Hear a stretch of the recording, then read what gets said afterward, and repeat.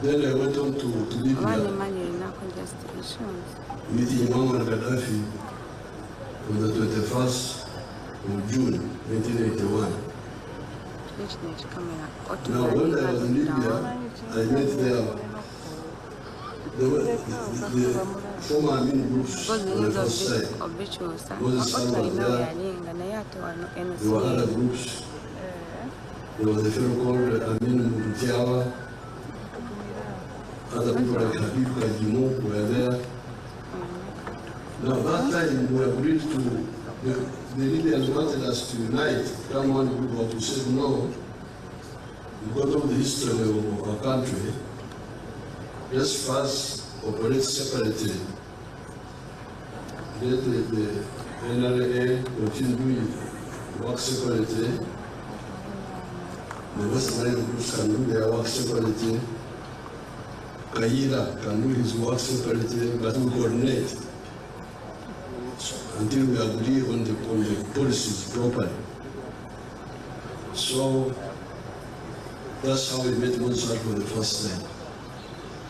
But he was, you could see he wanted the cooperation. And he was not, you know the problem with Africans is inferiority complex. When they are Christians, they try to become Europeans.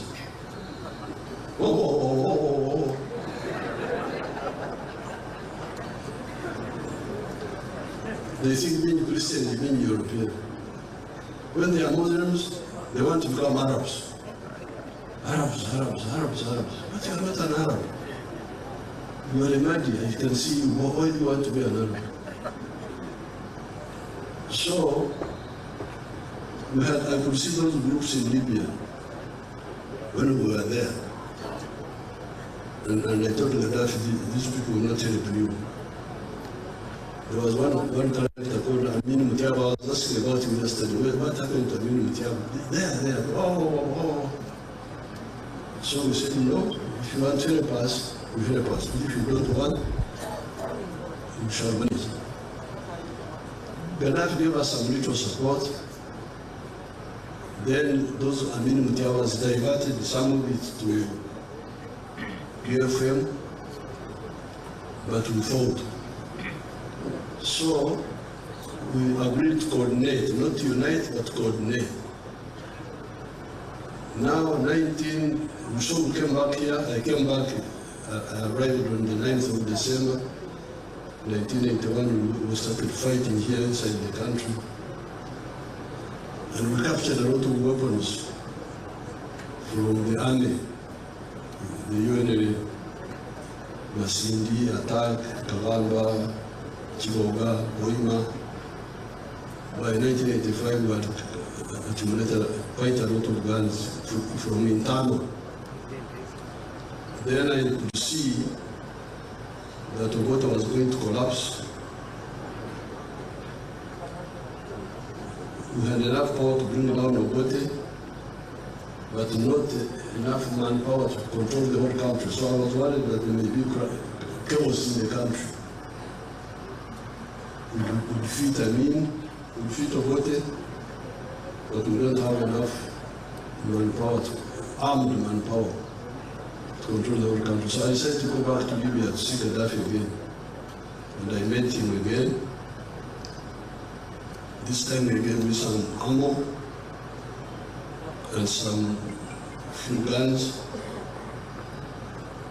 Later on I got more guns from Marine. And we had built up a very powerful force. So when I was there this time, I don't remember that I met Museveni initially, but when we went to collapse on 27th of July 1985, that time I was still in Sweden. I had not come back with my family. I rang these people, I rang Tito Kero, I rang Basilio Kero, I rang, I think, Simogel also, Sebana Chisto, Oraro Tunu. And I said, you people, don't form a government alone. Let's form a government together. Now, the issue which could have told Uganda, where people as if they are the witch. They said, no, you don't have to wait for NRM. You go ahead and form government. And we leave NRM alone. So they formed the government, Tito Kero, I don't know who, all those. The idea was to isolate NRA, form government, bring DP, bring the Amin groups, then isolate NRA. So we warned them. Please, if you do that, we are going to destroy you, to fight you. But they were not listening. They went ahead and formed government, and we launched our attacks in August, starting with clearing the Royal Triangle, the detachments which were there, then swung west, attacked Museveni, cleared it. I think some of the groups of Amin were in Museveni. You can ask the Salens, I don't remember very well. Then Fort Portro, then Kasese. Then we swung east to Mbarara, Masaka, and arrived at Katonga. Now, where Moses said, now you see now his second characteristic. Having freedom, which I've already talked about, opposed Amin in their own quiet ways, resisted UPC when UPC came in, because of their mistakes. So that is one characteristic, freedom fighting, which I can give authoritatively evidence of, because I was there. But now, the second quality is peacemaker. Because he was with Dr. Adriko. I used to hear, Moses signing with the doctor, Moses signing with the doctor, Moses signing with the doctor. I thought the doctor was a medical doctor. But when I met them, so when they came to Kampala, they found the population was very hostile to the group, that group of Kero. So they went back to Libya and contacted the Libyan. Me, I had already finished with Libya. I was coming back to finish the whole job here. So the Libyans had given me 1 million rounds of ammunition, 800 rifles, but Marim had given me more rifles, 1 million rounds and 5,000 rifles, so we were in a very powerful position. So I was coming back to finish off the job. But then the Gaddafi called me, said, no, you come back here, there is something. So I left and I went back to Libya. Then I found Moses Sal there, and Dr. Adriko, this is the doctor they were talking about.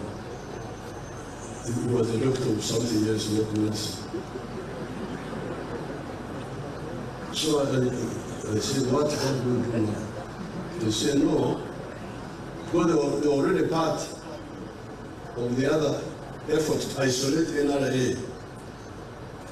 Unite everybody, isolate NRA. But when they came, they said, this is a mistake. That's how they looked for Gaddafi to call me. And I went back and then I said, okay, if you want to pour out, you shall see how to assist you to pour out. Don't involve yourself in the fight for Kampala, because we were going to attack Kampala. Because by this time, we were at the Kabiri Issa. We had defeated all the counter-offensives of poor boy who died. What was the name? Lieutenant Colonel Eric Odwar. We had defeated them and we had Kampirisa on this side. We were to Roa on the other side. We were going to. So I agreed with Moses Ali that the UNLF people who are already part of this group which was in Kampala pulled out slowly, and he pulled out slowly. They didn't fight us when we were entering Kampala. That's how our operation now started. Then there are others who persisted in trying to oppose, like Juma Ors. Eventually he died with it. So that is the second characteristic of Moses. Dialogue rather than confrontation where possible. The third one, he was really a lover of West Nile. Always pushing for the program of West Nile. The tarmac road, the electricity, the issue of the veterans was always in the forefront. And many of his pressures on us have already brought results. The roads are now tarmac all the way up to Oraba. We are now even tarmacking the one of Ajumani, Moyo, Yombe, Koboko. Electricity is now linked. The grid. Now, you, the people, the leaders of West Nile, there is something I used to tell Moses which you must now work on. Yes, the infrastructure is now there, and we are going to expand it. There is the road from Nepi to the border with Congo, and along there up to Aru. There is this other road from Papach to Rhino Camp, and then along the Nile. We're going to work on those roads. But remember what I've been telling you in the campaign. People don't sleep on the roads. They sleep in their houses. So the issue of the household incomes for West Nile is something we should agree on. Ever since the tobacco got problems, we need new enterprises. And I have given guidance on all this time on those issues. So therefore, I came here to tell you what, to give witness to the positive attributes I saw with General Museveni. Number one, freedom fighter. Number two, peacemaker. Number three, development person. That's what I saw. I hear that even in the Muslim group, that's why he's bothered to be taken to Old Kampala, Chibuli, and Naguru. That's what, I didn't know which faction he belonged to among the Muslims. But apparently he belonged to no faction. He was neutral. So this is the Moses Ali I saw. May his soul rest in eternal peace. Thank you so much.